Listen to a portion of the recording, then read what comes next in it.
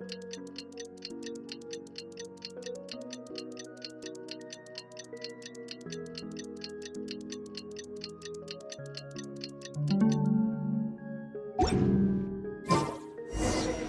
been a while since our last adventure. Oh, Paimon wonders how Mini Durin is getting along in Simbulanka. Let's go to the Forest of Blessings and take a look.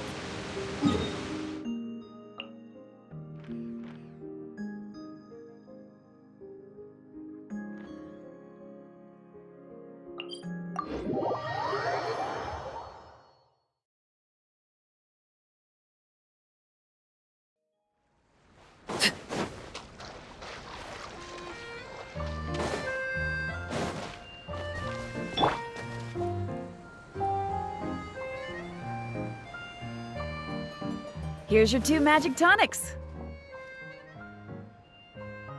Why, thank you, young lady. And might I add that you're looking quite lovely today. Jean, come on, take a seat and let's have a drink. I ordered one for you as well. But is this really appropriate? I mean... Still worried about Klee? Relax. Albedo's with her. She'll be fine. Kaya and Master Jean! What are you two doing here?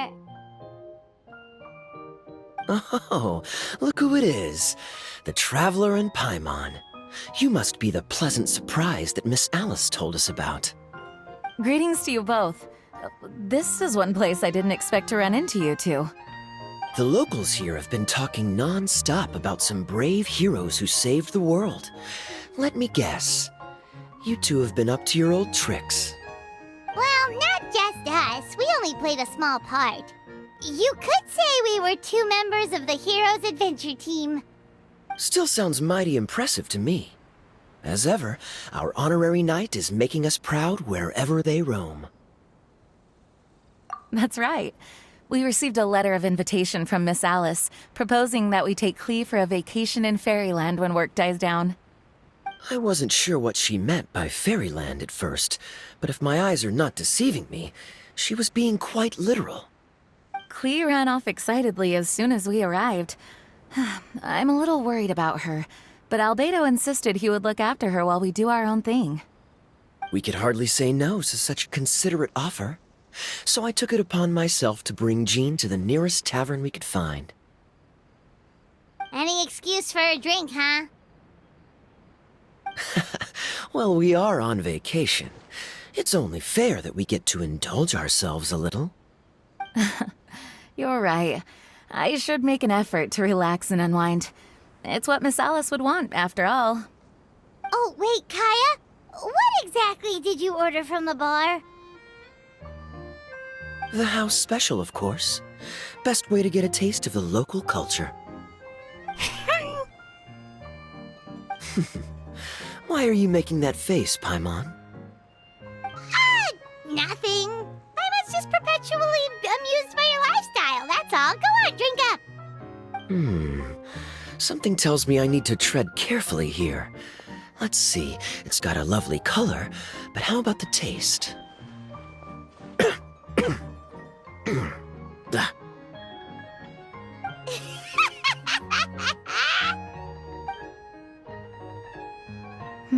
I think maybe I'll pass. But it's such a shame to waste it. All right, Paimon. Well played. Well, Paimon got burned too, if it's any consolation. It's nothing personal.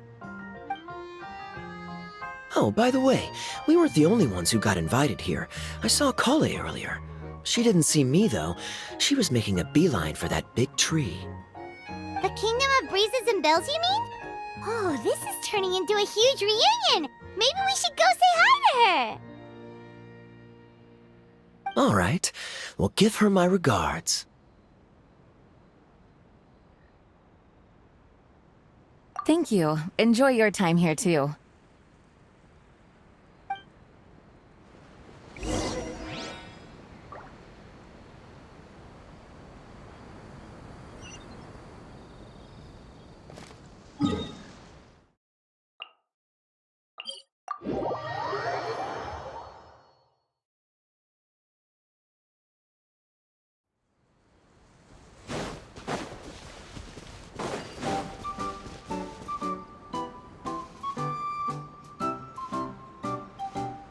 The structure of the tree houses here is nothing short of amazing.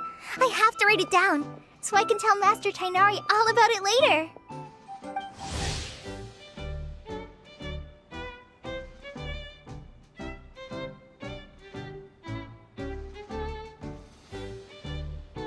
Hey, Collei! You scared me. Traveler and Paimon? You got invited here too? Yep.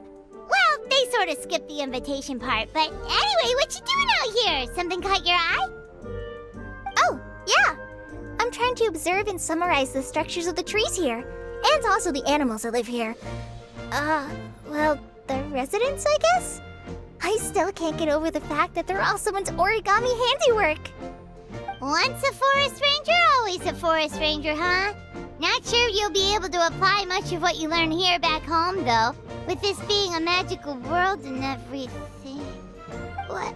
Over there, by the giant footprint. Have those houses always been there? Oh, those? The local flying squirrels told me that they were built by a small dragon and some guy wearing a hat. Oh, that must have been Mini Durin and Hat Guy. Any idea where they went? Supposedly, after building the houses, they went to somewhere called, Constellation Metropole? Did I say that right? Yep, you got it!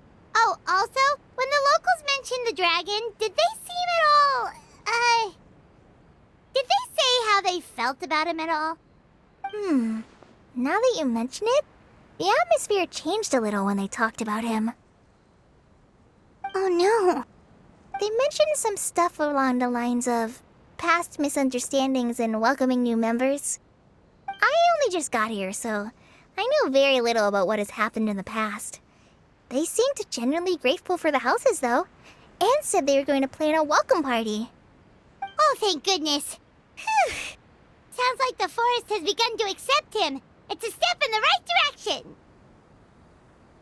Are you looking for that small dragon? Yeah, he's a new friend we made after we arrived here. No way! Really? I'm getting more and more interested in your story. No. I've got to save it for next time. For now, I've got to make the most out of my time in this wonderful world. Oh, there's no rush. Just take it slow and enjoy yourself. Like Kaya. Oh, he sends his regards, by the way. Oh, Mr. Kaya is here too? Then I've got to go say hi to him. Well, right now he's at the tavern and he probably won't be leaving until he's drunk. Not that he'll ever reach that point because his alcohol tolerance is so high. Basically, it's Kaya. You know where to find him. You make a good point, Paimon. Then I'll focus on exploring for now, and go catch up with him later. Shall we go pay a visit to the Metropole, Traveler? Maybe Mini Durin and Hat Guy are still there. Oh, right. By the way, something pretty interesting has been happening in Sumeru recently. Master Tighnari has been working really hard on it, so if you have time, definitely go and check it out. Sounds good. We'll find some time in our schedule.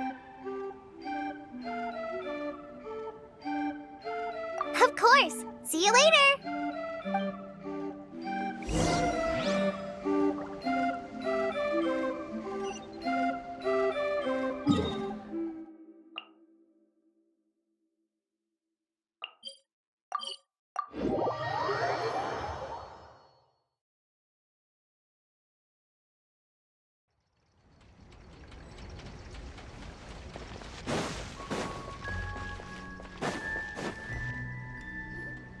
What? Are my eyes deceiving me? There is no way. I can't believe it. Hey, Mona! We heard you muttering from a long way away. What's up? Oh, is your scry glass acting up again? Oh, it's you, the saviors of this world. My scry glass is fine, but I'm not sure I can say the same about my eyes. Look at this statue. What? Is it broken or something? Looks fine to Paimon. That's your master, right? AKA the goddess of prophecy? I refuse to believe it. There's no way that old hag looks anything like this. When she was younger. Oh, actually, now that you mention it, this does remind me of the fashionista phase she wrote about in her diary. She can't hear me, can she? I swear I just got chills down my spine. Either way, it's probably a little rude to talk about her right under her statue. But how do you know it's a statue of her if you never saw her as a young woman? I did a quick scry when I came into this world, and when I saw the stars' reflections, I was at a loss for words. It looks like fate in Simulanka is based directly on Tevat. A projection of real-world fate to form an image of reality. Or in layman's terms, basically the creator made this world inside a mirror or a lake, and this world is the reflection. Still sounds pretty impressive. The more I scried, the more familiar everything looked. It's her work, there's no doubt about it. Even so, everything's far more complex than I'd imagined. Trying to decipher it all is giving me quite a headache. I also asked the locals about her. They call her she who has dominion over the stars and the course of fate itself. Not even a pretense of humility. Clearly, she let the role of creator goddess get to her head.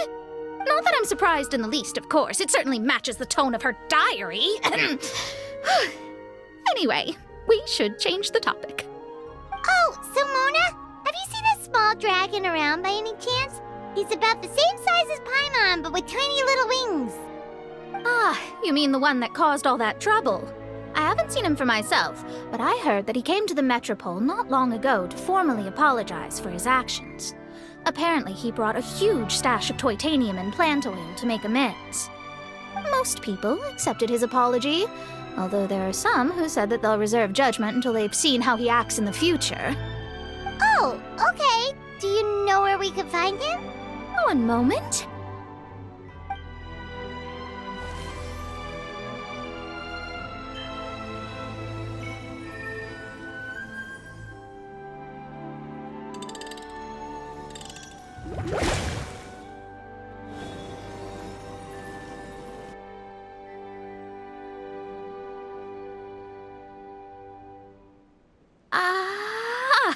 It looks like he's at the Broken Sea.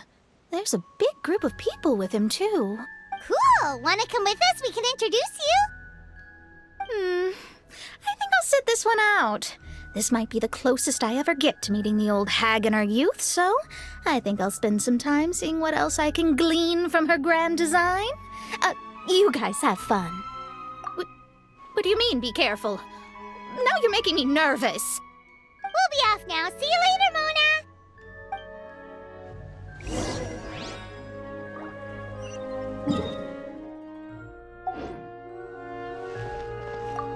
Creating a whole world starscape is no easy task. Old hag, I guess you do deserve the title of Trismegistus after all.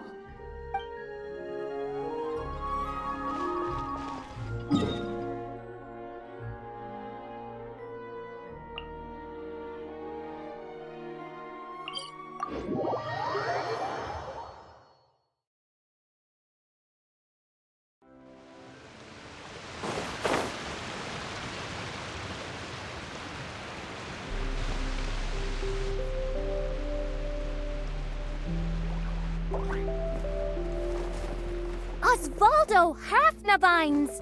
Does thou see what I am seeing? Tell me that my all-perceiving Aug de Verurtelung deceiveth me not! Your eyes see true, main Fräulein. Very well. Then, as sovereign ruler of the Immenachreich, I extend to you both my greetings, O Night Dragon from the land of the Thousand Stars, and his hat-wearing servant. Who did you just call a servant? What main Fräulein means to say is, hello, it's a pleasure to meet you. Pleasure to meet you too. But Hat Guy's not my servant, he's my friend. Now you're over-explaining. Hat Guy, Mini Durin! Found you at last! Whoa, and Fischl's with you too? Oh, greetings, Outlander blessed by the Immenachreich. How honored you are to meet your prinzessin beneath the stars of another sky. Clearly a decision made by fate itself.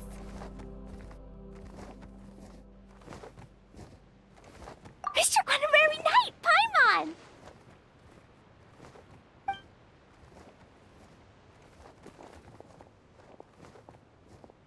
Greetings. You both look well.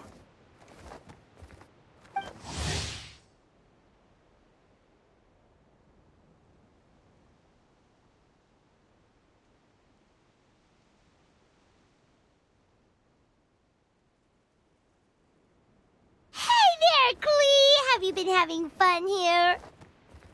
Yup, loads and loads of fun. There are so many cute animals and a magic train that was really long and a huge castle and a king lives there and everything. I've been taking Klee to see all the sights. It's been a very enriching experience. Alice's magic is truly outstanding. Yeah, Mom's amazing. Klee wants to build a great big house now, too. So, your mom and my mom were friends? Mm-hmm. Our moms were friends, which makes you my big brother. My mom used to read your mom's stories to me all the time. They were great. Big brother? Wow. Thank you, Klee. Can I go play with Klee, Hat Guy? Suit yourself. Albedo, can I? Go on. Just don't go too far away. I'll come pick you up later. Yay! Come on, Mini Durin. Do you want to come play with us too, Fischl? Your prinzessin accepts your invitation. Rejoice! Though you may be concealed by fog, still you shall have the good fortune to witness the true might of the Aug de Vertelang. What Mein Fräulein means to say is, perhaps we can all play hide and seek together. Mein Fräulein is it. Hooray! I love hide and seek! Oh, me too!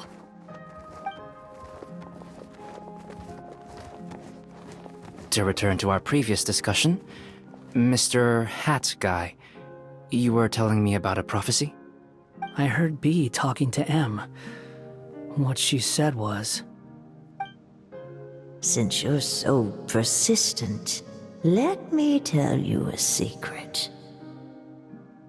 Our child will one day rise from the dead. Is she saying that Dragonspine Durin will come back to life? I only heard it in a memory, so don't hold me to it. Understood. My recent observations at Dragonspine lend credence to this prophecy as well. Durin's heart has slowly but surely been growing in vitality. The process is extremely slow, but the trend is clear. What should we do? To start with, plan for every potential scenario, including, of course, the worst-case scenario. I am well aware of Durin's past, and I sincerely hope that things never escalate to that point. Still, we need to be prepared for every possibility. If the prophecy is true, and Durin's heart will one day beat again, I'd like to hope that whatever rises from the dead is no evil dragon, if you understand what I mean. Kind of? But not really. And so, when the time comes, Mr. Hat Guy, will you and Simulanka's Durin be willing to lend us a hand in our hour of need? Huh? What's this got to do with me? You saved the Durin of this world. I don't see that as a mere coincidence. If there is any meaning to be read into the actions of the three goddesses, beyond fairy tale whimsy alone, I can only boldly speculate that the fate of this reflected world may have a reciprocal effect upon our own world. If Durin of Dragonspine will soon come back to life, we will need Mini Durin's help, as well as yours, given that your fates are now intertwined. Well, that's a nuisance. To be sure, it certainly won't be easy. Albedo! There's a flying paper ship over there! Can we go see it together, please? Sure. 2 seconds, I'll be right with you. Please give my suggestion some thought, Mr. Hat Guy.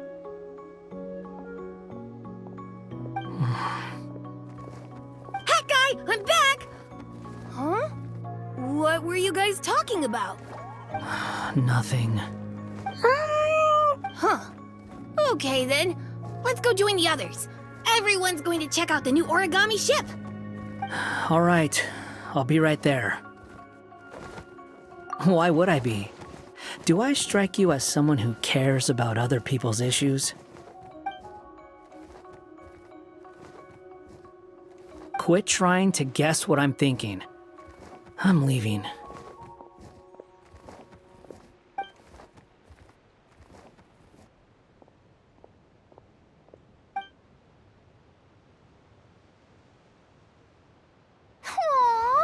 What a lovely little boat! The forest fairy helped us make it. Paimon just realized there's a lot fewer people around the Broken Sea now. Guess most of them have made their way back to the Metropole. Does this boat have a name? I can't see one anywhere. Huh? A name? Every boat has a name. At least, all the ones I've seen before. They're usually symbolic names that represent something aspirational.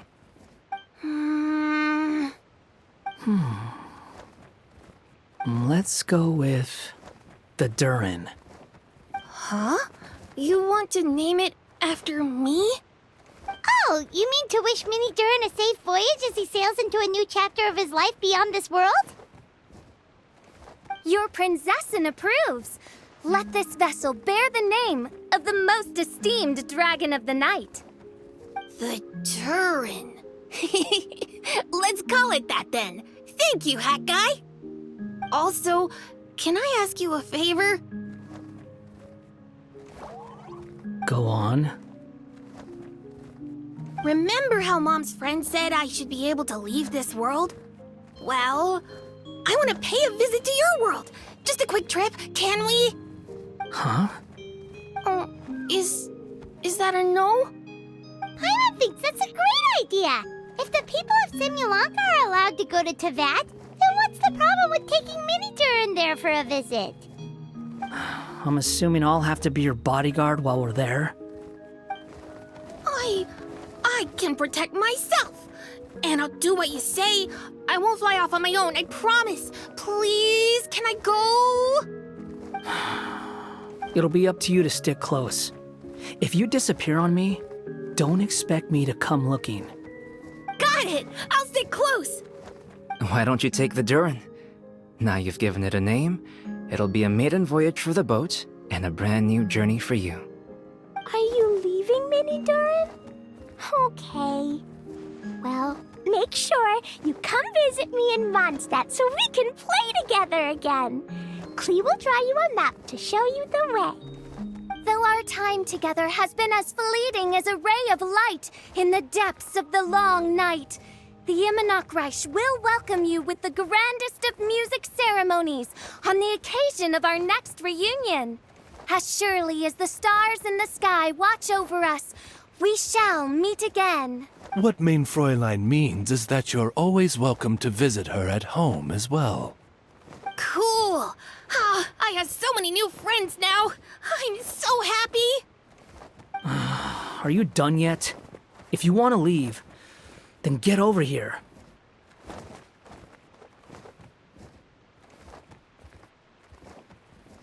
Thank you, everyone! Thank you so much! The blessings you gave me are more precious than any treasure, and more beautiful than any fairy tale!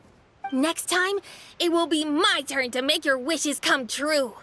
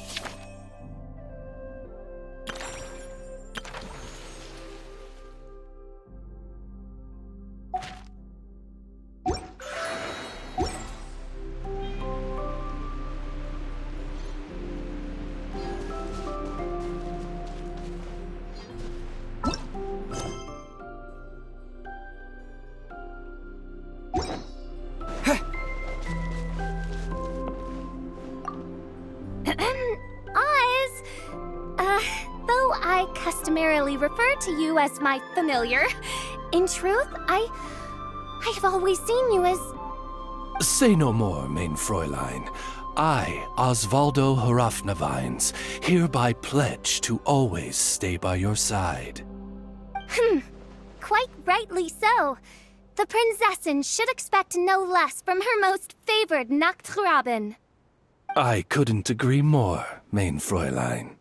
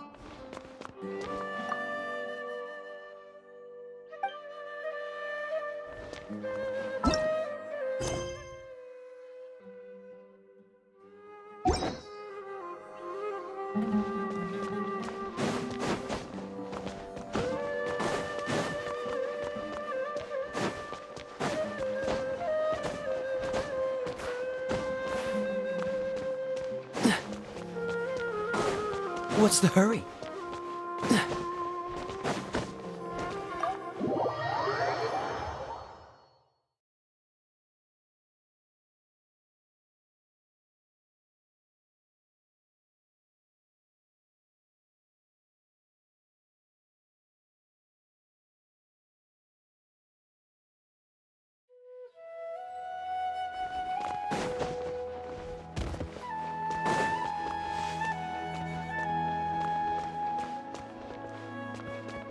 What's the hurry?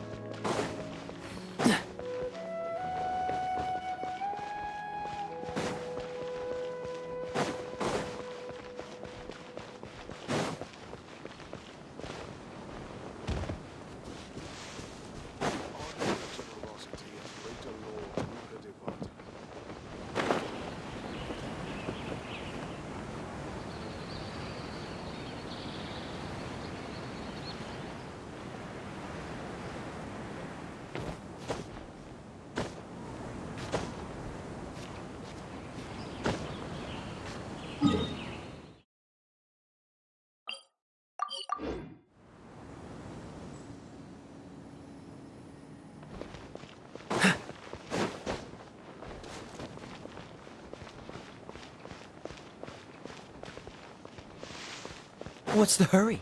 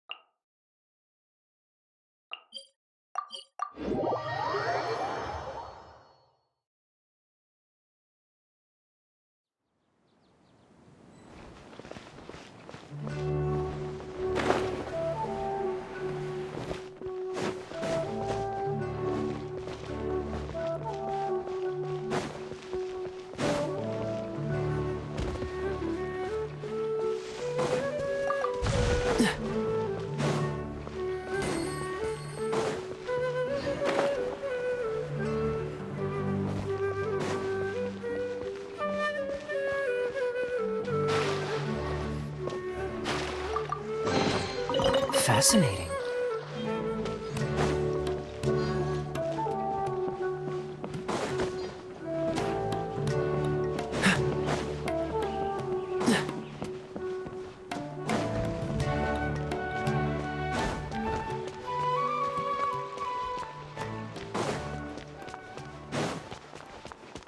What's the hurry?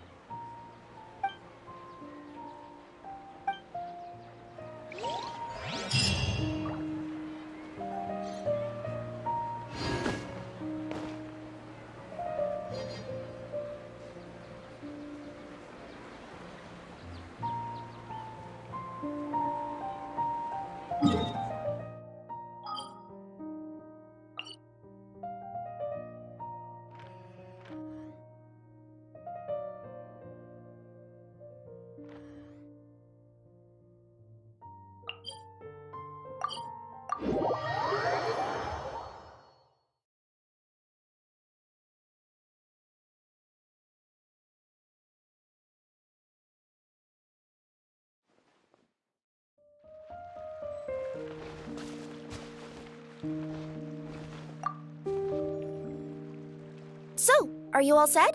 Ready to start investigating?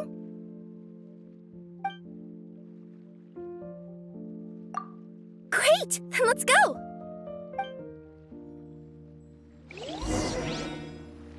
I've delivered packages all over, but I've never seen a mysterious fairy tale world like this before.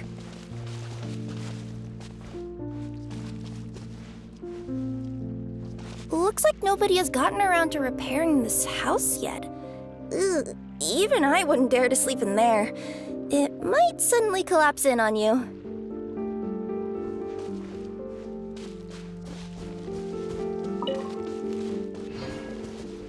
Nothing to see here either.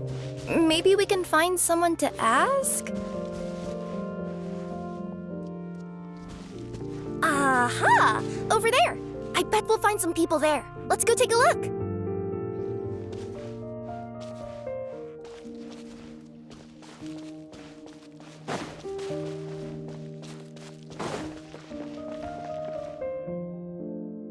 Uh-huh.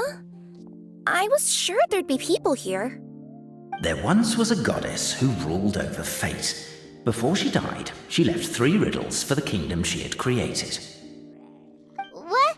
Who said that?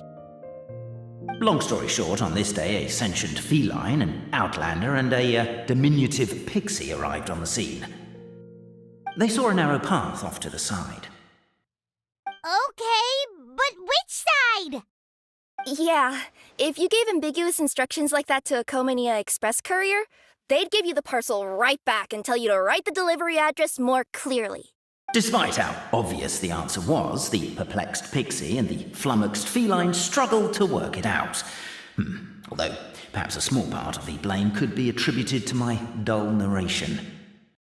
Alright, let's try this again. The path on the left-hand side seemed to give off an enticing fragrance, as if to say, this is the way to wealth and glory. Ooh, that sounds like the start of a good story. Then what? Then what?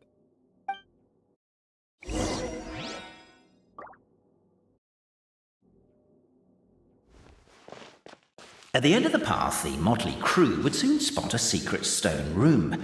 A prophecy had once foretold of a Marquis who shall one day venture inside, and thus it is named the future Marquis's abode to be. You like it? The future Marquis's abode to be? Got it. Are you sure you don't want to hear the rest? I'll keep this brief. Firstly, the place ahead of you is a secret room whose purpose, per the legends, is to await the arrival of a certain Marquis. For that reason, it's called the future Marquis's abode to be. Secondly, when you get inside, don't sit on the chair in the centre, or bad things will happen. There, that's all. Off you go.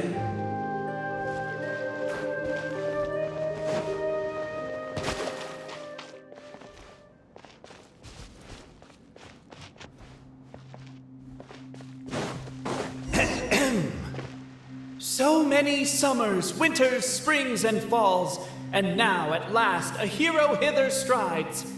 This realm knows not what lies beyond its walls. Its secrets mystify the world outside. Wait, new voices. Who are they?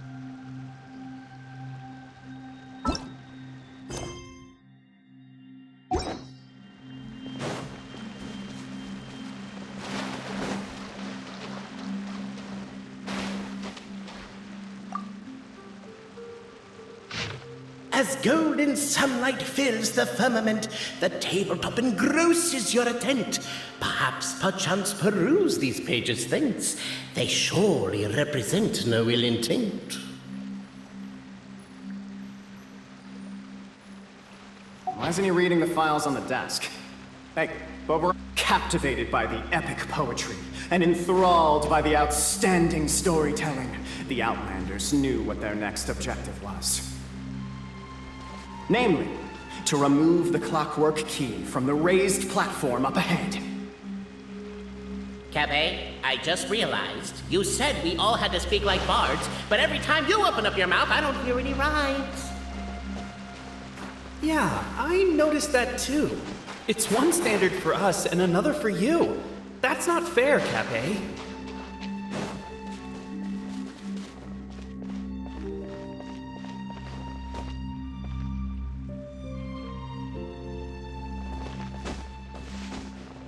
Strong as stone, firm as steel, the Outlander pulls, but it does not yield.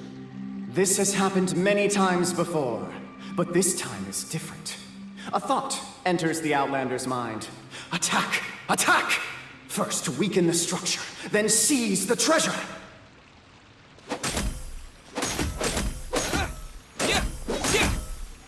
The attack now over, only one final step remains.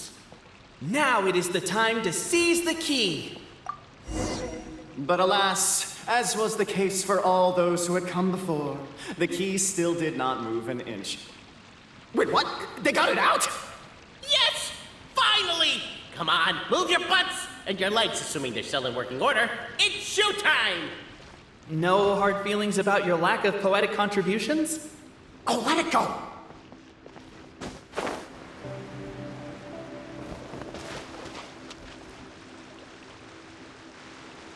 Ah! Welcome, esteemed and noble Outlander. Allow us to introduce ourselves.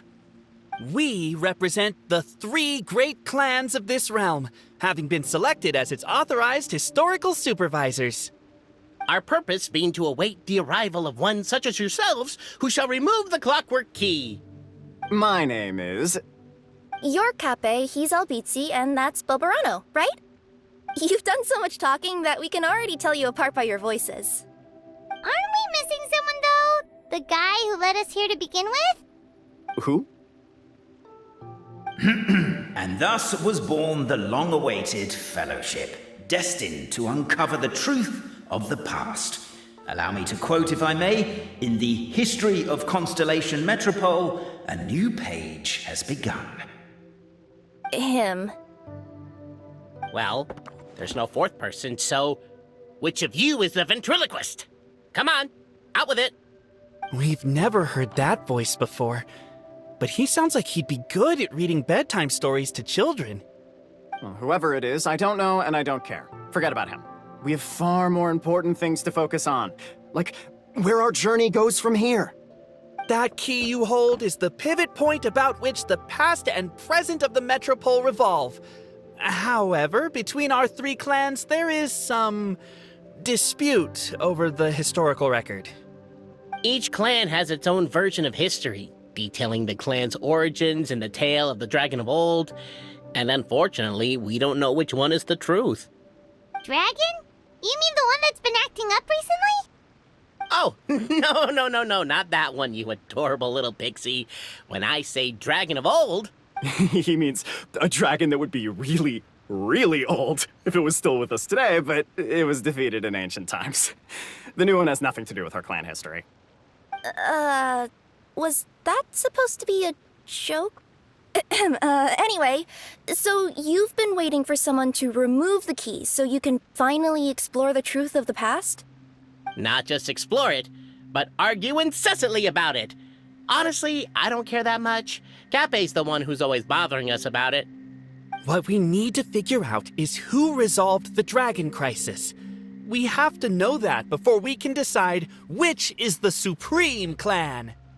The moment you removed the key from where it was lodged, you became the honorary Marquis. We humbly beseech you, noble Outlander. Noble Traveler Marquis, we ask you to help us. You and your talking Puss in Boots and the pale floating pixie. Puss in Boots? Are you serious? It's better than demon feline, but still...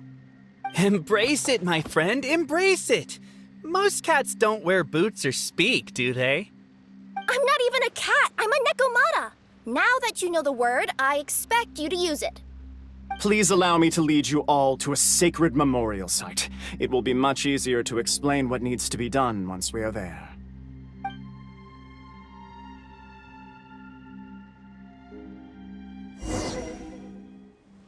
This place is sacred to my clan. It's where our brave forefathers once took up arms against the dragon of old. After a bitter battle that dragged on for many days and nights, finally, our forefathers fought the dragon into submission, and it fled. They took turns, though. Some forefathers worked the day shift, while others worked the night shift. So they say. It's just a legend, though. Wait a second? Did I just hear you admit that your clan's history is just a legend? History, legend, who cares? My clan was definitely courageous, that's the point. That's the truth. And isn't the truth what we've all been arguing about non-stop for all these years? Kaveh's words gave the traveler food for thought. Could it be that the truth in a fictional world is equivalent to fiction in the real world? But that would have to wait. Apparently, Kaveh was not alone in his pilgrimage to this sacred site. Unwanted company had arrived. The traveler and the talking cat, Nekomata, decided to teach them some manners.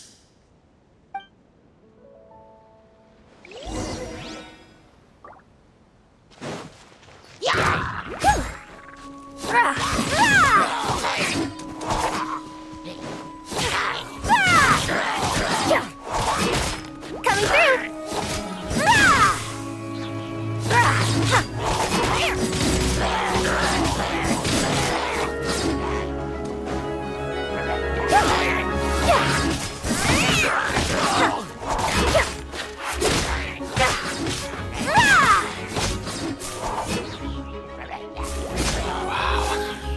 True display of heroism and valor.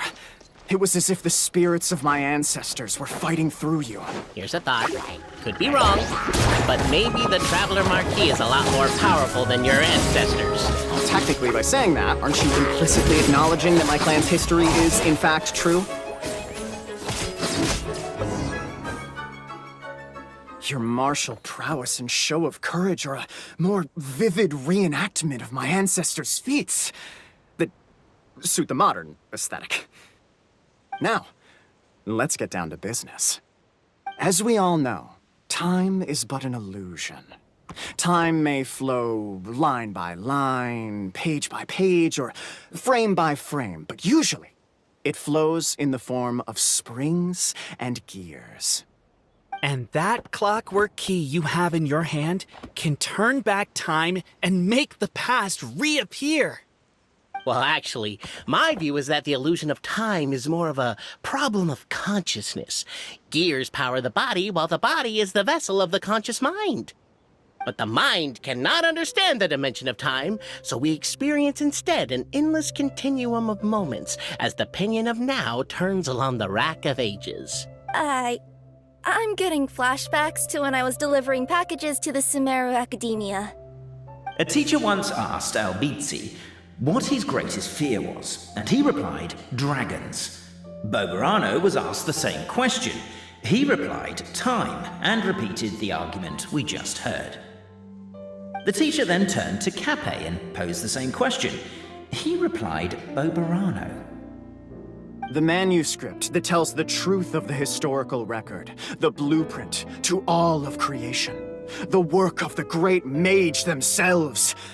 It can be found at the beginning of the gear rack, and on the very first page of the book. Paimon didn't follow all that, but basically, you're just saying that we need to put the key in and turn it all the way back? Exactly.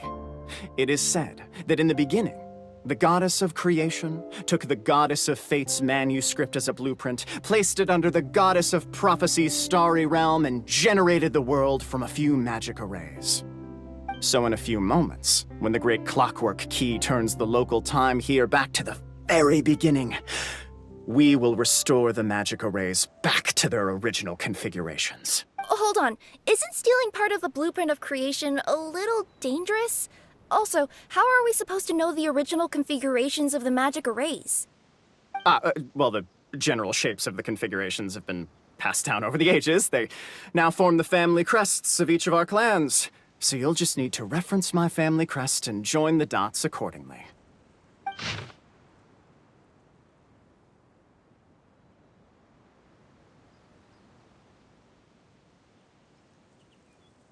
To address your other concern, when the house has already been built, do you really think that taking away the construction crew and blueprint will cause it to collapse?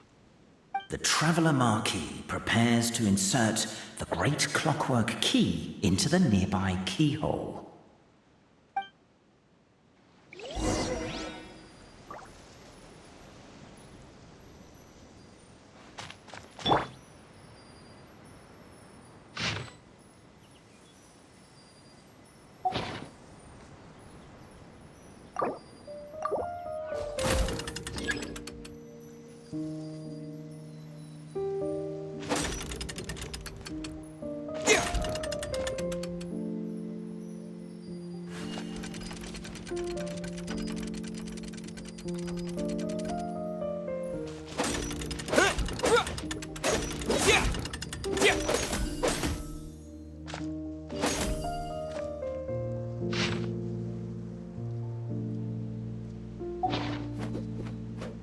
I guess we should start here?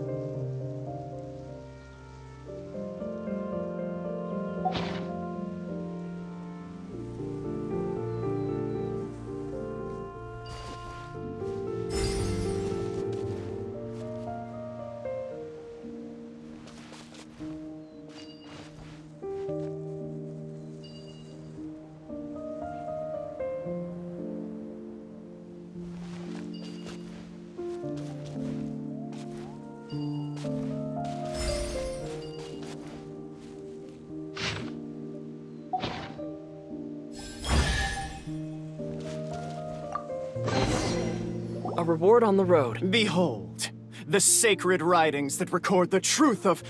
No, wait. That have shaped the truth of history. Gather round and let us bear witness.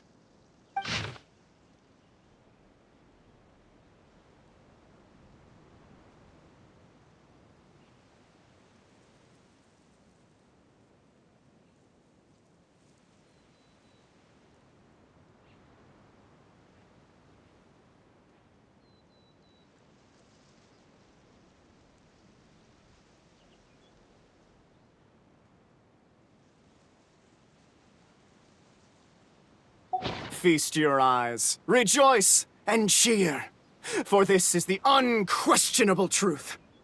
Look at the signature. Nobody is capable of forging that. I don't believe it. So, all along, our histories have been false? Don't lose heart, Albizzi. It does not follow from his is true that ours are false. That might be the most bogus logic I've ever heard. But keep up the mental gymnastics, Boberano. I've been waiting for that look of jealousy on your face my whole life, and I'm gonna savor it. And yet, it seemed that this conundrum could indeed have more than one solution. Everyone agreed that there may be more than one truth. The party decided to visit the sacred sites of the other clans and see what their documents had to say. Isn't a narrator supposed to remain detached and objective? It feels like you're forcing a narrative agenda on us here. Well, whatever. I'm in a good mood. Let's do it. The instructions say to repeat the process 3 times, and besides, I'm looking forward to watching you both be sorely disappointed. Let's do my clan next. I'll lead the way.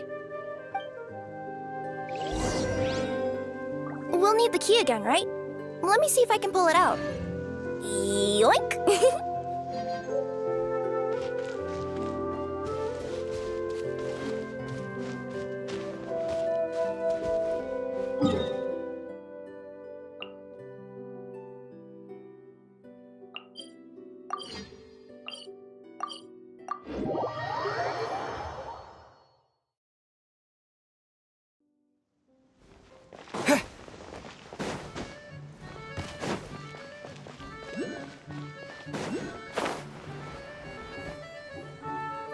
The party finds no pedestal in which to place the great clockwork key, only a locked door.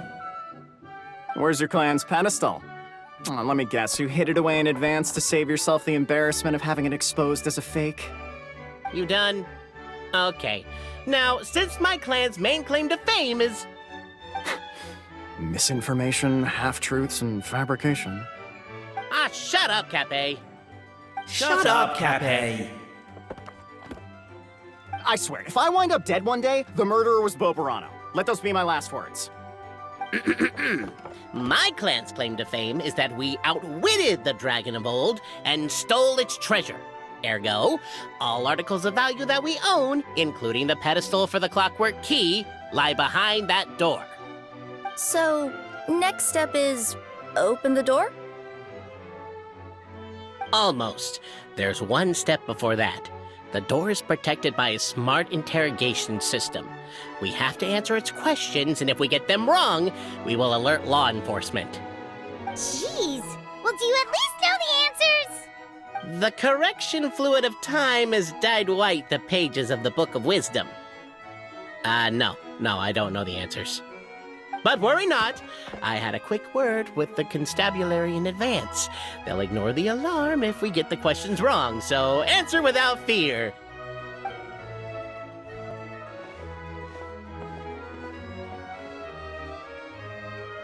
Question 1. Who is it?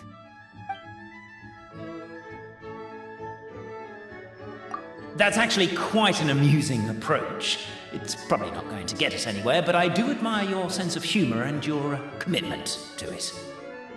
Question 1. Who is it? The great yokai, Nekomata in boots! And the trusty travel guide, Pixie! Travel guide! Trusty travel guide! Question 2. By which virtue did the ancients defeat the dragon?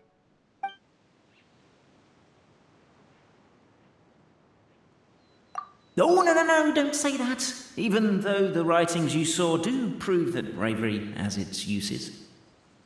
You do realize we can hear everything you're saying, right? If you say it out loud, you'll only set those three off arguing again. Thinking it is fine, but please promise me you won't say it. Question 2. By which virtue did the ancients defeat the dragon? If this is the right answer, I swear I'll... Correct! What? A barefaced lie. So low. Question 3. Which is more real? The fiction of the outside world, or the truth of this world?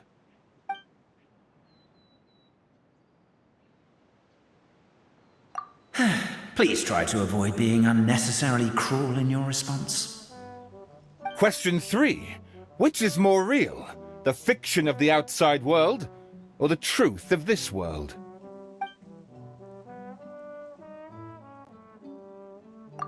Hear, hear! Who can be sure that the outside world isn't just a dream, and that when the dreamer wakes up, they won't just find themselves inside a novel? There is no way to know, therefore both are equally real. All correct. You may have the key pedestal.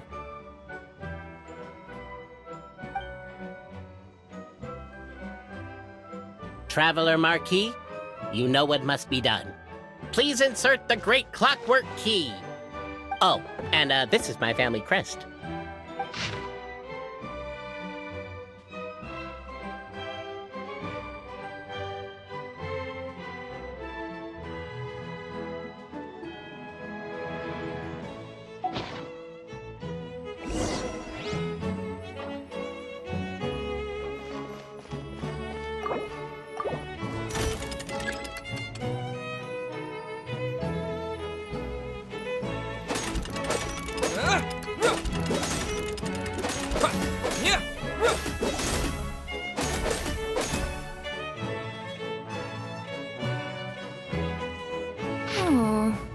Do we really need this one?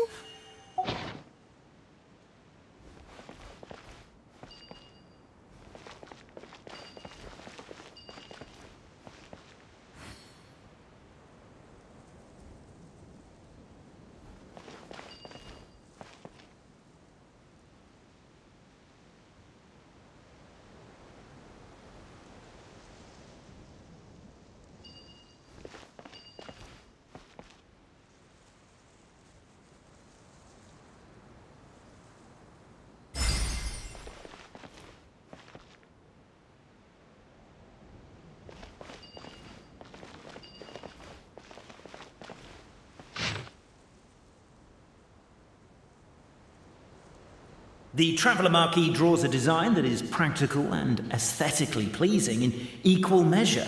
One thing it is not, however, is correct. I think you should take another look at Boberano's family crest and have another go.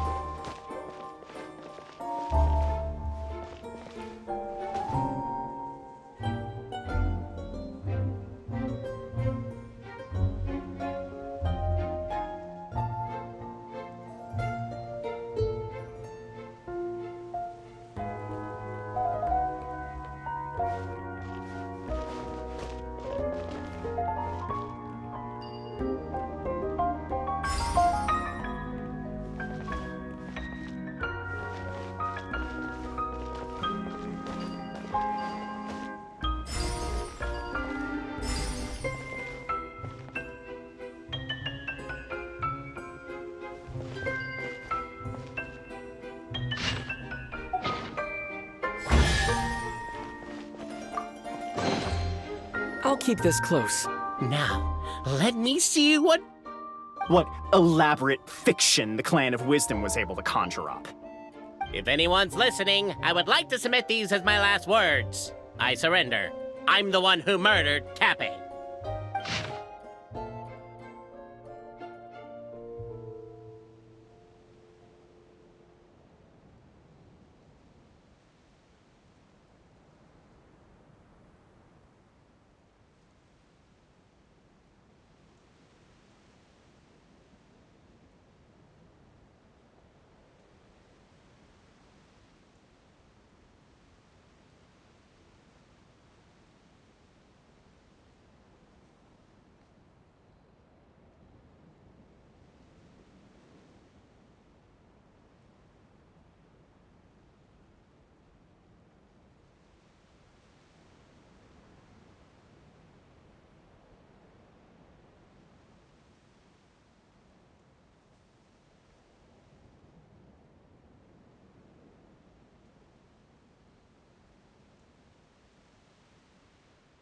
Look! My clan's history is true as well! There's that same unforgeable signature again, right here! What? Oh, does this mean that my clan is the only odd one out? Given that my clan's wisdom is such a subject of ridicule in your eyes, I will now appeal to my own personal intelligence, which I believe far surpasses that of my clan at large, and make a prediction. It seems likely that the claims made by each of our clans regarding their history and virtue are all true. Boberano? How can that be? Oh, I get what's going on. Once, when I was drinking with Gujiyai, she bet me a round of dried fish that I couldn't guess which cup the umeboshi was under. Whichever one I guessed, I was always wrong, and Gujiyai would lift a different cup to reveal the umeboshi. But then, I learned later from one of the shrine maidens, Miyuki, that all of the cups had an umeboshi under them.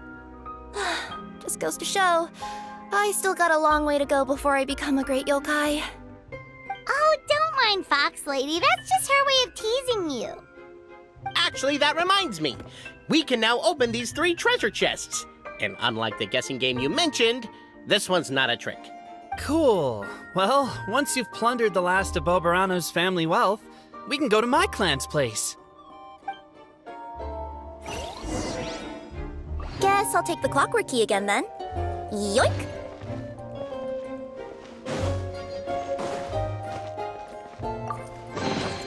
Is this an answer from this world?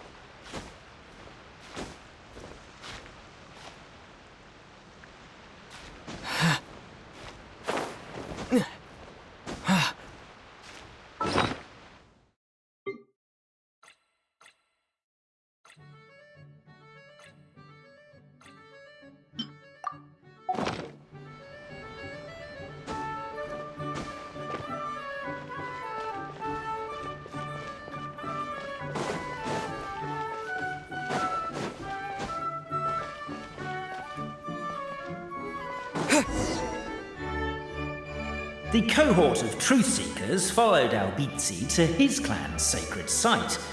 They arrived to the site of a giant guard towering over them. Up ahead is my clan's gigantified guard. He can be a little pig-headed, and he's incredibly strong. Your weapons won't even scratch him. Wait, but wasn't Kappei's clan the one that's all about strength? So, what do you guys believe in then? Oh, the guard is one of Kappei's people. Size is a coveted trait in the clan of strength, after all. Mine is the clan of empathy, and our key contribution is growth serum. What's empathetic about that?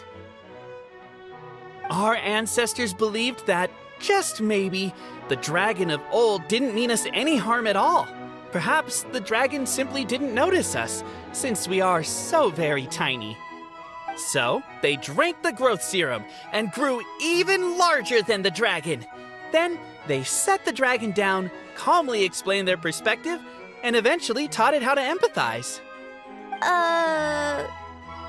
The serum isn't what it once was, though. Nowadays, it doesn't make you grow all that much, and it actually makes you lose your empathy. So, I advise we take a detour.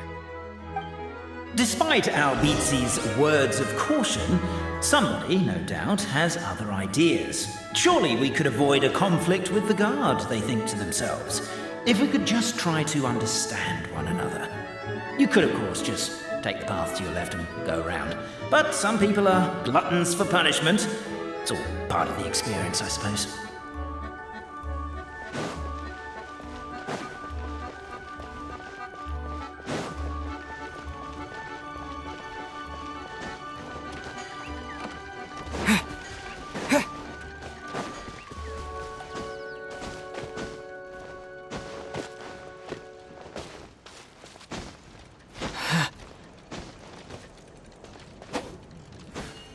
Why is my own clan treating me like a villain?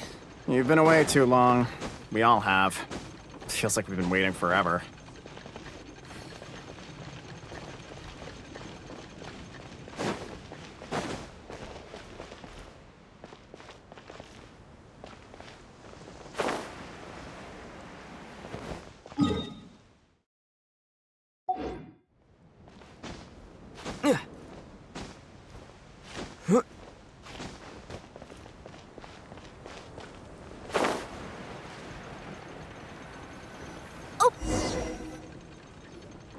We should be getting close. Why is this place so full of junk? Are you the kind of people who never throw away the box when you buy something because you're worried you won't be able to return it without the original packaging? We'll never find the Oracle pillars in all this mess. Never mind that. We have a more pressing issue.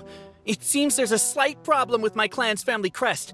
The Marquis may need to utilize their wisdom to solve the issue.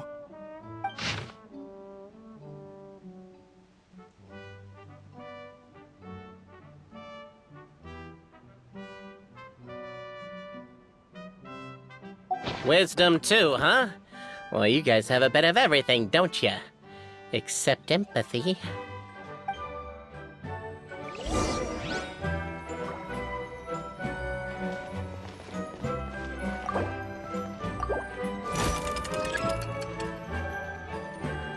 Yes! Keep the noise down! We don't want to alert the guard.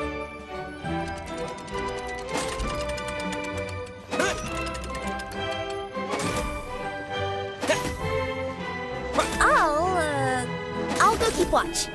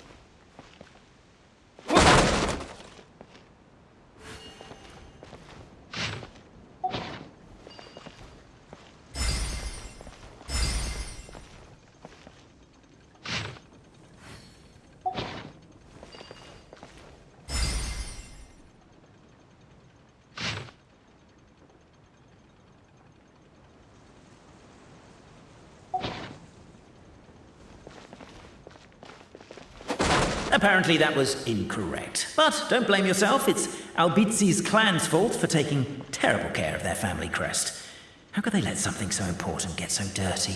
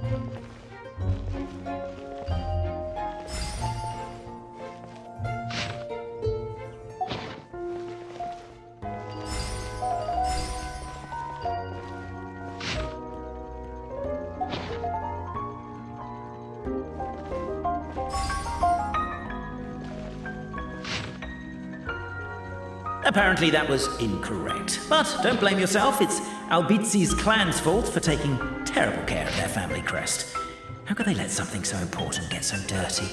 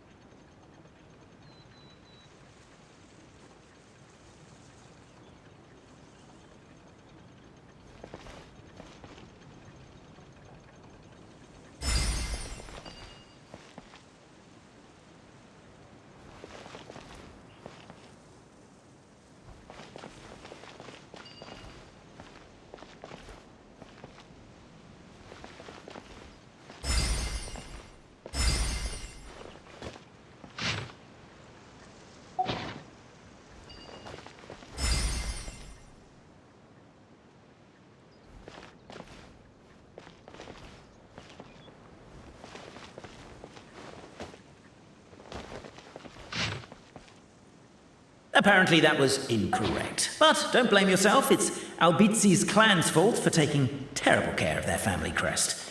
How could they let something so important get so dirty?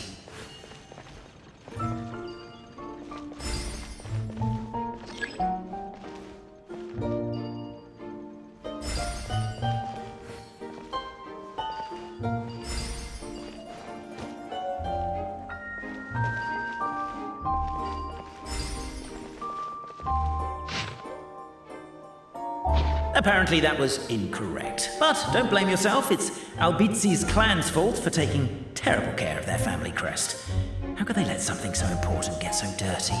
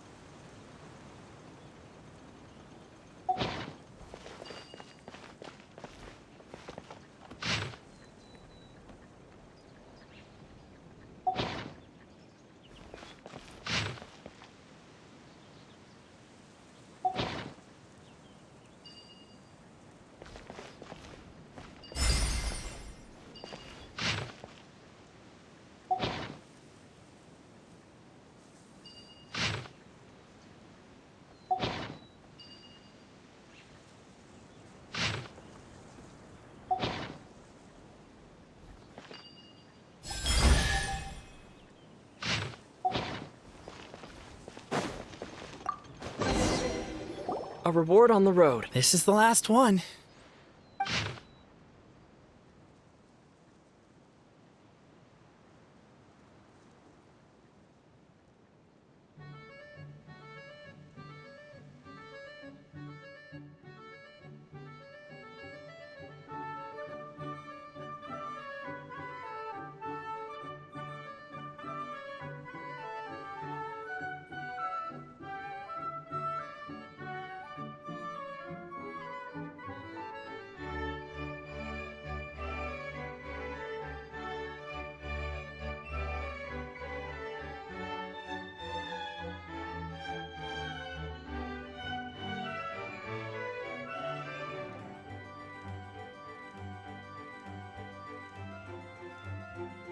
The signature.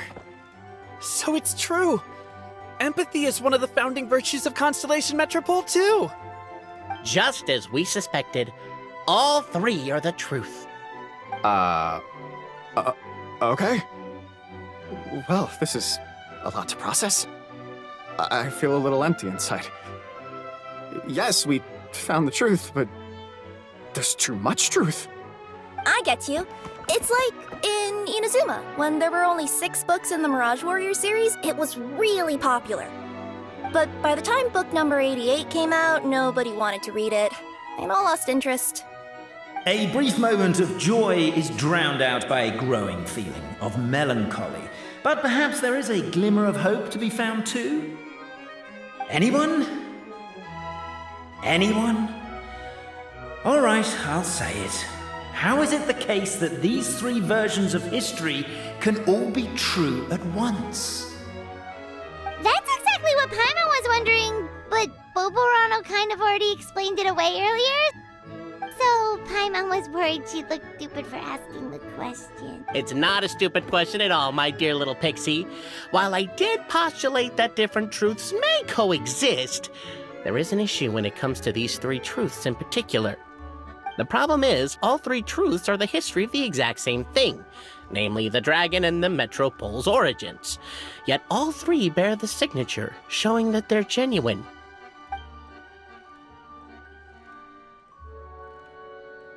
Suddenly, the sound of a bell rings out.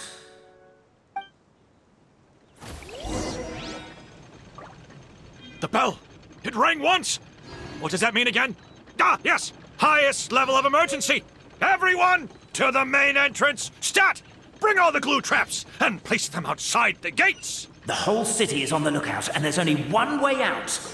It's the path right in front of you.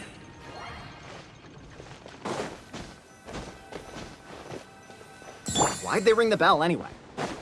Also, why is 1 ring the highest level of emergency? Obviously because you have to respond fast when it's an emergency. It'd be a bit too late if they waited till the 99th ring.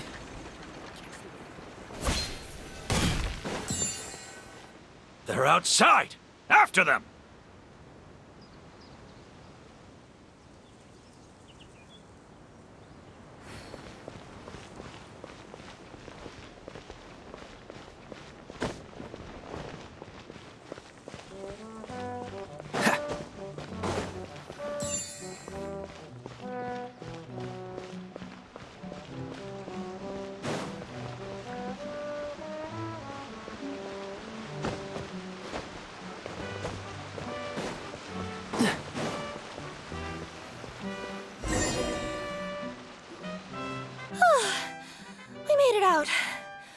Don't know if we'll still be needing this clockwork key, but I yoinked it out before we ran, just in case. Okay, but back to the truth problem. There are 3 conflicting versions of the truth, and somehow they're all still true. What is that supposed to mean? I don't know. I doubt anyone here in Simulanka can make sense of it. All we do know is that any manuscript bearing her signature has to be valid. Well, she is the goddess of fate, the creator of all this. And all these manuscripts are her grand design. The reason we argued about who was right was that we didn't know enough about the truth of the past. But now we have the truth. So we just have to accept it. As surely as we will follow the clockwork path designed for us, so is this the course that history has taken. It is clear and incontrovertible. We will never argue again. Thank you all. Is that all there is to it? Is this where the decision made at the first crossroads of destiny has led us to? A pointlessly happy ending?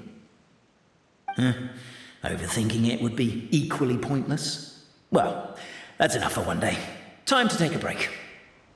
Could you be any more cryptic? You're planning something. Paimon knows it. Whatever happens, today was a breakthrough in my journey of discovery. I will go back and share it with my clan. Me too. And me. Let's leave it there for today then. I'm sure we'll find out what else Mr. Narrator has planned for us tomorrow.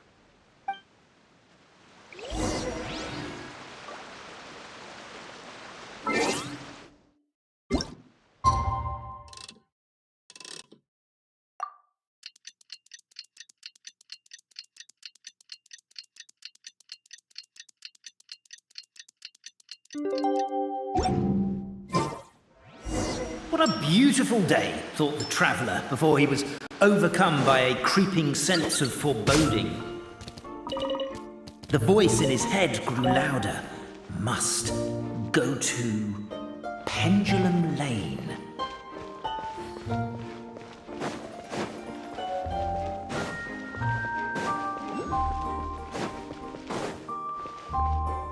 Pendulum Lane is just up ahead. Something must have happened here after all. Everyone's crowded around.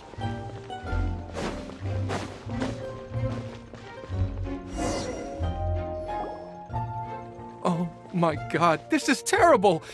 I don't understand. The three great clans of Constellation Metropole have finally made peace with each other. Who could have done this? What happened?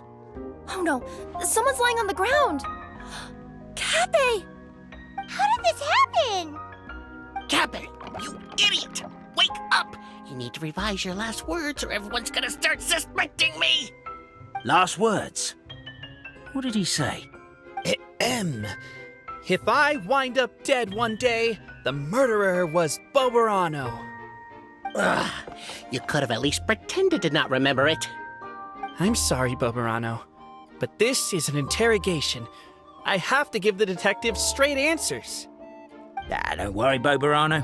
I don't consider you a suspect, nor do I have the authority to charge anyone with a crime. So, are you the last people to have had contact with him? My sincere condolences. You were travel companions, right? It's a real tragedy. I'm afraid he'll be out cold for another hour and a half, at least. Huh? Yeah, I know. It's despicable. Hitting someone in the back of the head is the second worst act of cruelty there is.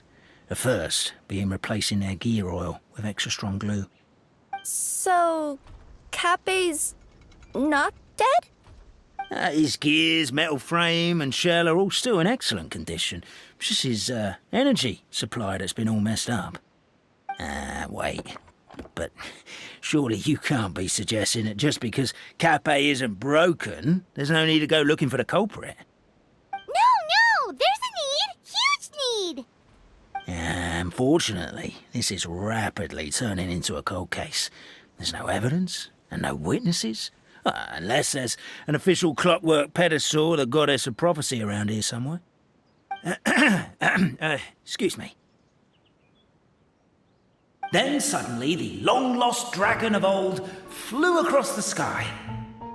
Where? I didn't see anything. Wait, why can't I move? Oh, my mistake. It was just a cloud. Or a bird. Or something.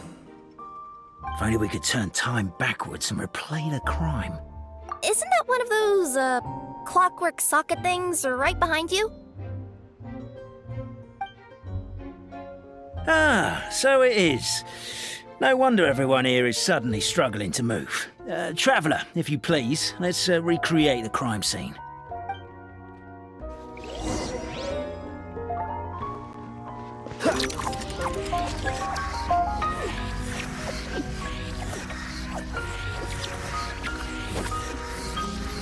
The crime scene's too chaotic. I can't make heads or tails of it.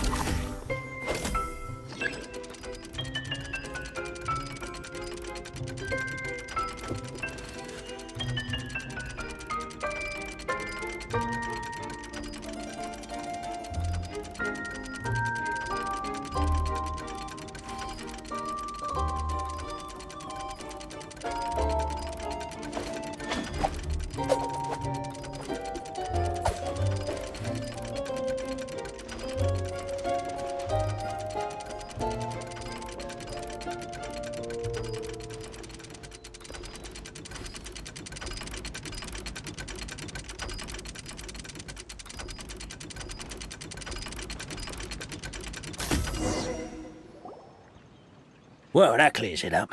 Kaveh was walking along the street, then he suddenly collapsed. He was faking it. What? So case closed? Aren't you supposed to investigate a little more first? Well, we literally replayed the crime scene and saw it with our own eyes. There's no need for any evidence gathering or powers of deduction now. And besides, maybe the truth is inherently strange by nature. Like how Constellation Metropole has 3 histories, each of which is the truth. But didn't you say Kaveh was struck in the back of the head and knocked unconscious? For all I know, he could have bashed his head against a toilet bowl before leaving the house, then walked here in a daze before finally passing out. As for why he might have done that, my guess is...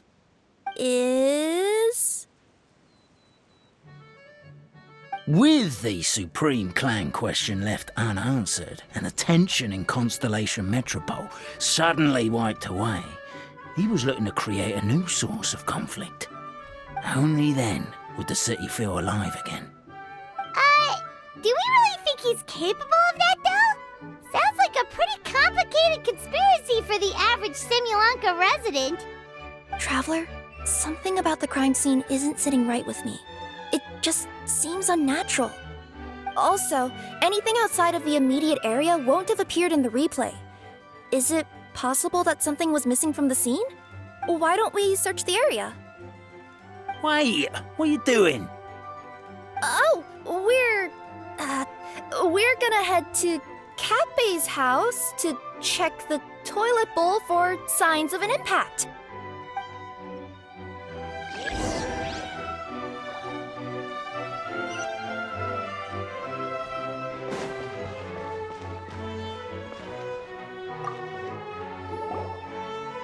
Hello there. Have you seen my spear by any chance? Someone was shouting about a dragon a minute ago, and I instinctively threw it into the sky. Yeah.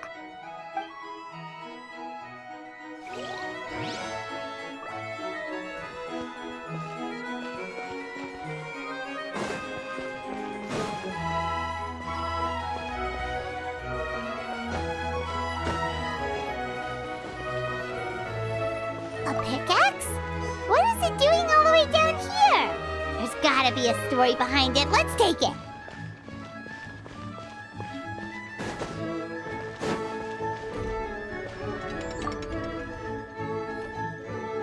You're not from these parts, are you? Just visiting? Yep, that's right. Why? What's up? Ah, well, I was gonna offer you a great job in the Titanium mines. A safe and secure working environment. Doesn't sound very safe. At least not as safe as being a courier. To keep the titanium ore intact, we use specially designed pickaxes that can't cut through it. Even if you struck a person with it, it wouldn't so much as leave a scratch. And in terms of labor intensity, the work has been rated as Class 2 physical labor by a reputable organization. Even cats can do it. I'm not... never mind. I give up. Welcome to Paimon's world. Mind you, I don't know what happened today, but somehow a pickaxe has gone missing. Maybe one of the giant guards broke it down, so someone took it to perform a rapid resuscitation procedure. Sounds pretty brutal for a first aid technique. Still, a missing pickaxe. Huh. Is it just me, Traveler, or does it seem kinda suspicious?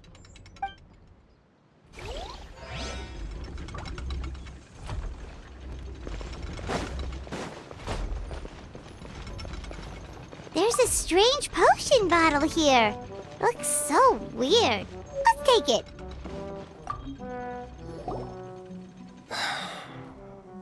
Come here. Whatever it is you were looking to buy, please do come back tomorrow. It's just, I have to close early today. A bottle of growth serum has gone missing.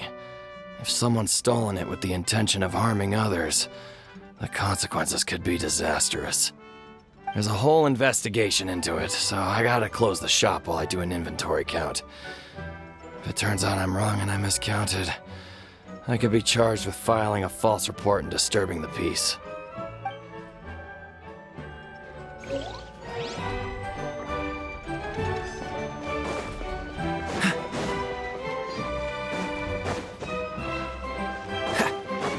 There's a spear here.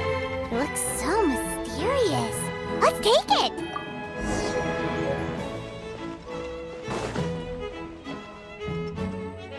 Let's say one of these was the weapon used in the assault. Which one do you think it is?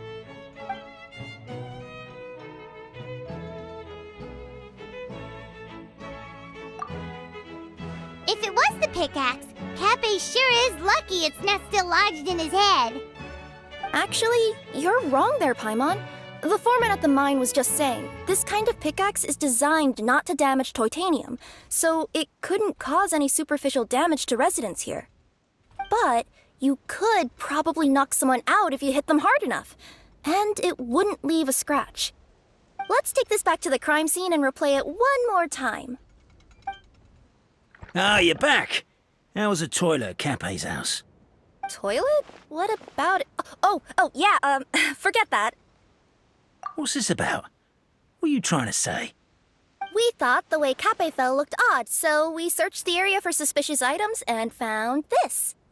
It could have been deliberately placed out of range of the crime scene so it wouldn't show up when we replayed it. Now we've retrieved it, we were gonna replay it again. You don't mind, do you? Oh, I just remembered I forgot to turn off the clockwork switch in my kitchen. Yeah, I think I'll just, Oh, no, you stay right there.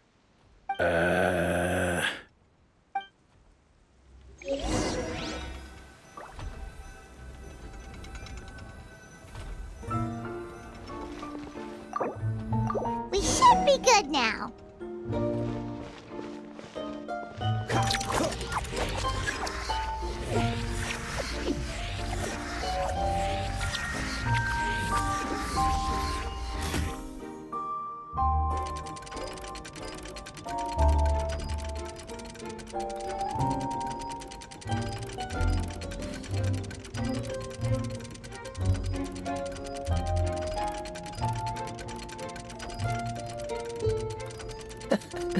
Seems all the other knights already have their hands full.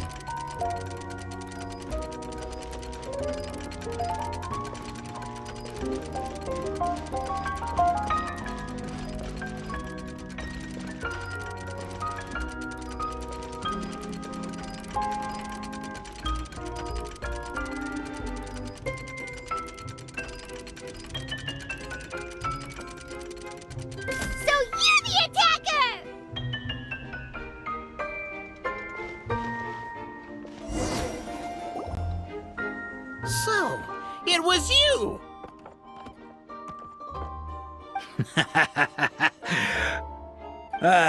I would congratulate you for cracking the case, but since I did such an abysmal job of covering my tracks, didn't exactly have your work cut out for you. So, all I can say is...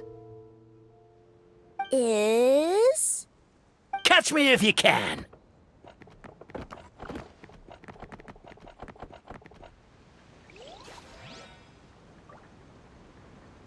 We have a runner! That's it! Let me at him! The would-be Marquis of Carabas dispatched the Necromancer in boots, who ran off in pursuit of the poor little minion.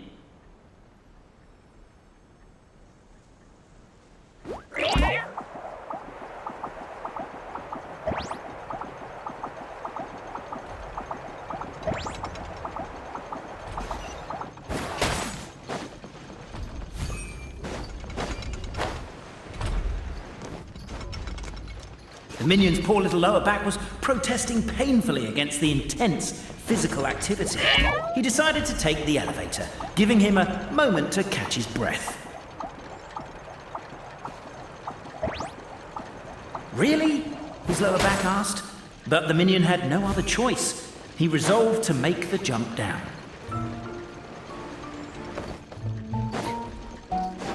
By this point, the Necromancer in boots was gasping for air. The minion was huffing and puffing, even more loudly.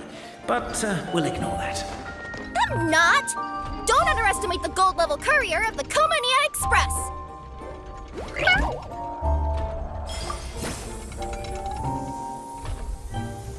A characteristically catty response from the Necomata.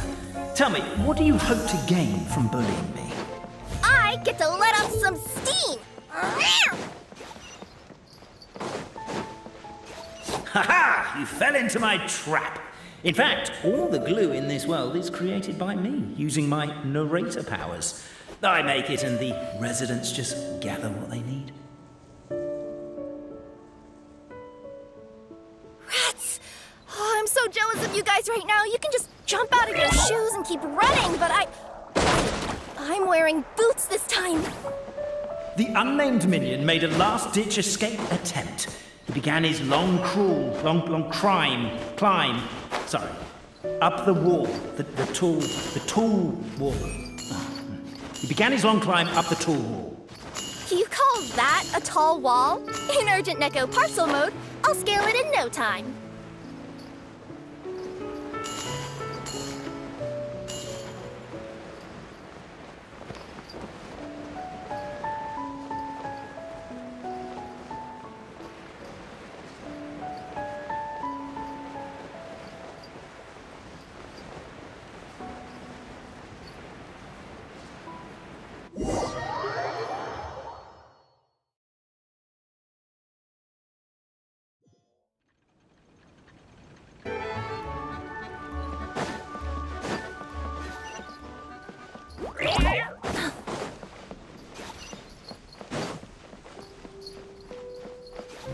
Ha-ha! You fell into my trap. In fact, all the glue in this world is created by me, using my narrator powers. I make it and the residents just gather what they need. Rats! Oh, I'm so jealous of you guys right now. You can just jump out of your shoes and keep running, but The unnamed minion made a last-ditch escape attempt. He began his long climb, up the wall, the tall wall. They need. Rats! Oh, I'm so jealous of you guys right now. You can just jump out of your shoes and keep running, but The unnamed minion made a last-ditch escape attempt. He began his long climb, up the wall, the tall wall. He began his long climb up the tall wall. You call that a tall wall? In urgent I'm beat. I surrender.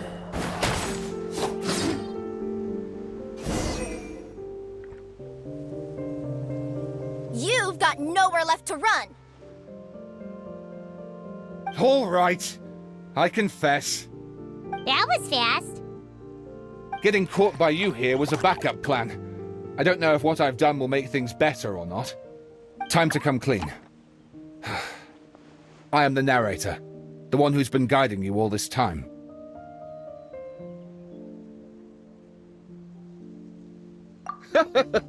Okay, I guess my voice acting skills have some room for improvement. Anyway, I only did what I did because... Why are you suddenly spilling the beans? I poured my heart and soul into all this. I was worried you wouldn't ask. The truth is, I was one of the first conscious beings ever made by the goddess of creation, and I've known for a long time that this whole world is just a fairy tale written by the goddess of fate. I know they say that fairy tales are just made up for kids to read, but I refuse to believe that fairy tales are just fictional stories and nothing more. The reason why Constellation Metropole has 3 origin stories is that the goddess of fate wrote 3 drafts and couldn't decide which one she liked best. Then her cat trod all over them, and they all got crumpled together, so the 3 worlds just sort of folded into one. The goddess of fate was torn between them anyway, since she couldn't decide which ending was best for the dragon or the kids. So when she saw what the cat had done, she simply decided to go with all 3. Who'd have thought? But what does any of this have to do with what you did? You're not a fictional character, so you couldn't hope to understand my sorrow. Honestly, I don't think there's anyone in all of Simulanka who would understand. Every day that I experience, every interaction I have with another person, is it really all just a work of fiction? The only reason the three great clans wanted to find out the truth was for the pointless task of electing the supreme clan. I thought that once they'd learned the truth, it might make them curious enough to investigate further. But as it turned out, they just accepted it and carried on living the same old lives. I have to motivate them to keep looking for answers now that they think they've learned the truth.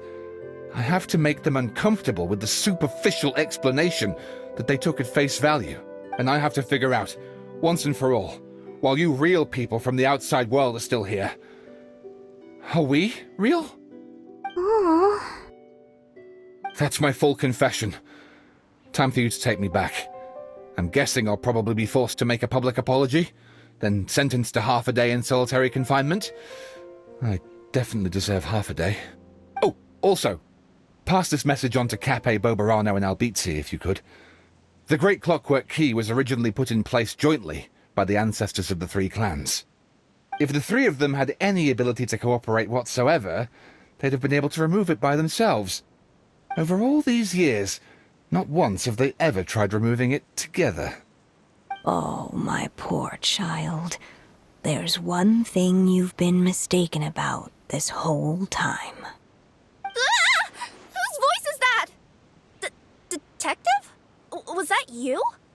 Your voice acting's actually pretty good.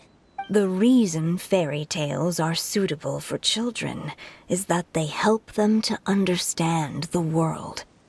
Fairy tales may be works of fiction, but at their heart lies an internal logic that is undoubtedly real-world truth in a condensed form. Perhaps they simplify good and evil, and perhaps they hide the darkness in metaphors. But let there be no doubt. The world within fairy tales is as real as can be, and by extension, you and your compatriots are also real. Goddess! Is it really you?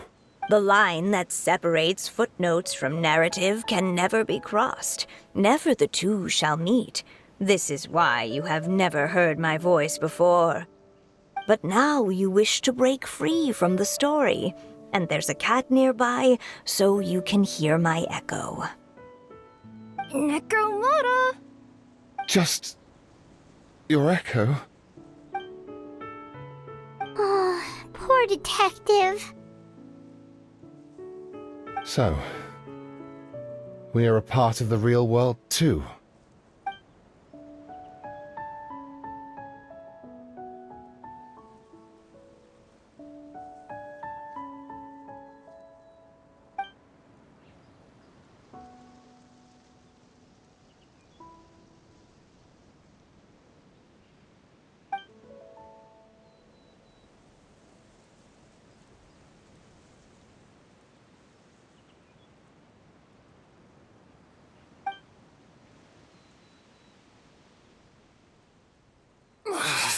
My head's spinning.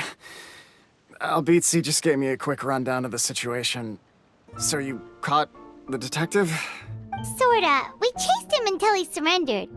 Oh, and he asked us to pass on a message.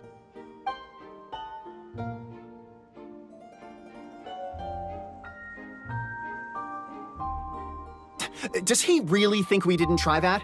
'Cause we did! After 6 months in that place! That was my bad. I thought it was a stupid idea at the time, so I didn't really exert myself. I also sort of stopped trying after 3 years. Never mind. I'm partly to blame as well. On the second attempt, I just hugged the key and pretended like I was pulling as hard as I could. You guys are so lazy. My granny's neighbor's pet cat has nothing on you, and it spends all day, every day sunbathing. Anyway, you said you heard the voice of the Goddess of Fate at the end? That's amazing. There is a world beyond our own after all. What would you guys say to taking a trip to the outside world sometime? Otherwise, I got bashed in the back of the head for nothing. Depends. Do either of you know how to get there? But yes, I agree we should go. And not invite the detective. just to annoy him. But maybe the reason we've never worried about whether we're real or not is that, unlike him, we weren't there to witness the creation of this world. We've never had any reason to doubt that we're real. If someone ever convinced me that these delightful dimwits, Kaveh and Albizzi, weren't real, oh, I'd be devastated.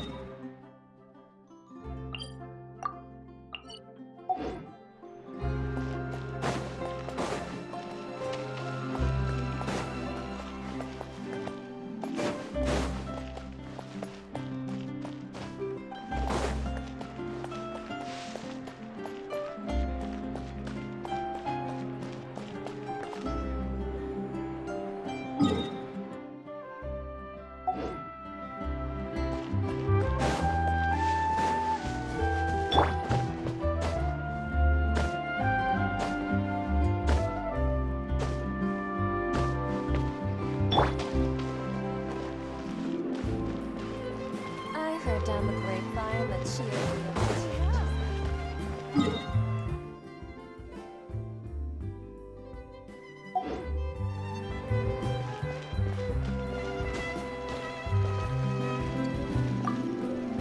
And that's the way the cookie crumbled. So what do you think? You two fancy taking a stroll around my kingdom? Sounds like someone's been playing a little too much tabletop troop. Not at all. I actually haven't seen her at all in a little while. I'm telling you, it's real! Just come with me and you'll see it for yourself. So, you were the king, huh? Somehow, that part doesn't sound so far-fetched. I actually think you'd fill those boots quite easily. Thanks for the vote of confidence. Well, if we're going to be traveling with a king, we'll need proper titles as well, right? I guess I can be the royal tailor. Okay. Then I'll be Her Majesty's personal bodyguard. I'm sure those would work, but we don't have rules like that in my kingdom. Oh yeah, and can we go buy a music box first? Why, exactly? Let's just say I've developed a new appreciation for them after my recent adventures. Just imagine it. One night, while I'm asleep, one of the small dancing figures in the music box suddenly steps off its track and starts moving on its own. Wouldn't that be amazing? Though this may be a normal occurrence in your fairy tale world, Your Majesty, I must implore you to inform me immediately should any such incidents transpire in the real world. Because, from the perspective of a marechaussee hunter, or really any normal person. That music box sounds like bad news.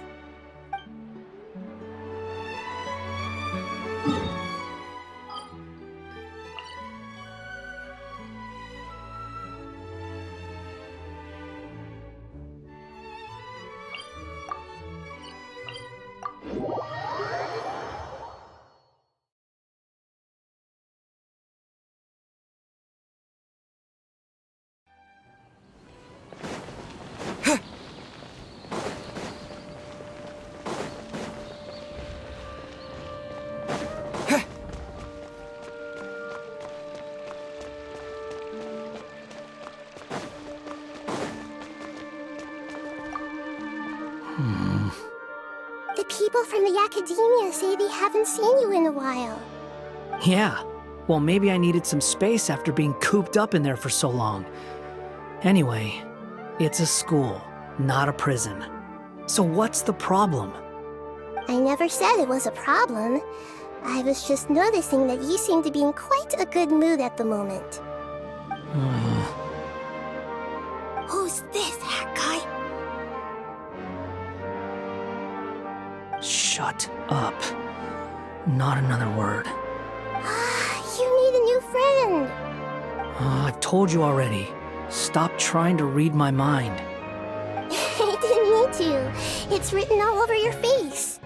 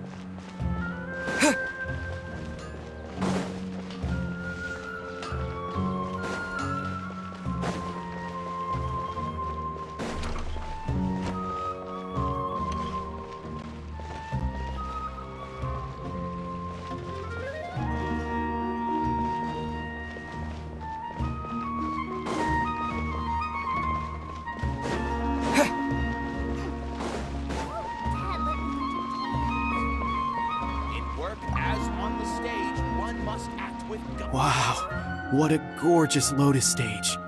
Fit for the forest fairy herself, after all. A wonderful sight indeed. But, Madam Fairy, I believe the dog over there has been staring at us for quite a while. Ah, that's Swoof. Don't worry, he's a good dog. He doesn't bite.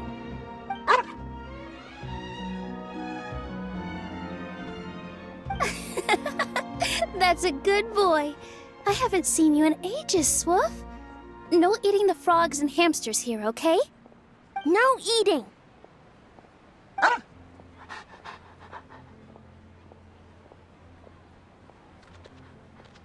Ah, what a well-behaved doggy. You see, Stream? I told you, didn't I? The outside world isn't nearly as dangerous as we feared. Mm-hmm, you were right. But with that said, Grandpa Almond, why are you hiding behind me?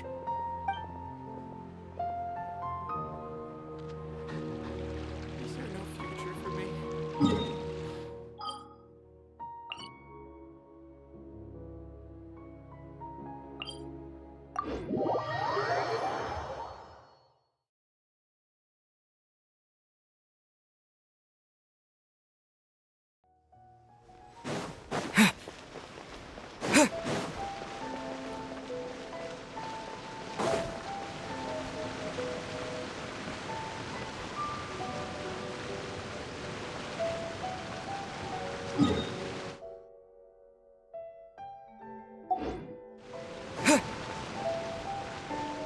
Special yakitori for sale. Come and try some. Hey there! It's good to see you again. Pretty amazing, right? I never thought I'd be able to keep this outfit in the real world. I really like the texture too. It feels so nice against my skin. Still, not the best thing to wear when I'm out on a delivery. Something about running around carrying a parcel when I'm dressed like this seems to make everyone suspicious. Especially the guards, the Millilith, and so on. They always stop me and interrogate me on the spot. Guess I'll just have to switch back to my old outfit when I'm on the job. Oh, it was fantastic! A magical world full of things I'd never seen before. Great scenery, really friendly people. Oh, and I also took a trip back to the Forest of Blessings after we parted ways. Grandpa Almond introduced me to everyone in the forest and reassured them that I wouldn't scratch anything. I made sure to fully retract my claws while I was there. I didn't want to find out how they'd react to seeing them. With this adventure under my belt, I can turn the tables on my grandma. It's my turn to tell her some stories. After peace returned to Simulanka, a lot of people started saying they wanted to pay a visit to the world beyond. But they're a little worried about whether it's safe or not. If any of them do visit to that, I'd love to be their guide. I could even use my delivery box to take them around. If anyone understands the joy of seeing new things, it's me. Sure thing. It's always a pleasure adventuring with you guys. I had so much fun.